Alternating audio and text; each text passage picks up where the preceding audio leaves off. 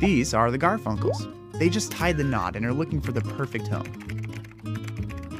Before now, the Garfunkels had only lived with their parents, survived dorm life for 4 years, and leased a one-bedroom dump from that shifty landlord.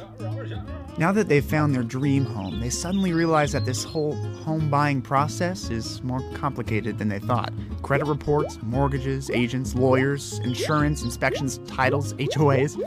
That's a lot of transactions. Too many for them to keep up with by themselves. It's enough to make you want to go back to the days of bartering goods and services. But the problem with that is there's no safeguards to ensure that everyone keeps to their agreements.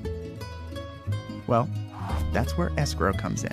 What is escrow, you ask? Escrow is like the hub of a wheel that brings all of the parties together in a transaction. It's a neutral third party which holds all the money, titles, personal property, or anything of value until all transactions are successfully completed. This process lowers the potential risk of fraud and helps you to stay up to date with all parties and transactions. So it works like this. When you want to buy a home, your agent and the seller's agent agree on an offer. Once you're both satisfied, escrow is opened. Now this means that an escrow company receives all of the necessary information regarding your transaction. Make sure that all the instructions are followed and all funds, bills, documents are handled properly during the transaction. And then finally, they ensure that the closing of the escrow goes as smoothly as possible.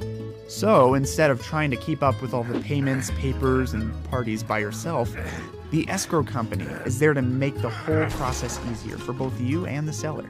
Plus, with the advent of the internet, the escrow process has become virtually paperless. Okay, so back to the Garfunkels. It's time for them to buy that new home, and now that they know a little bit more about escrow, they can feel relieved that they'll finally have a place that they can call their own.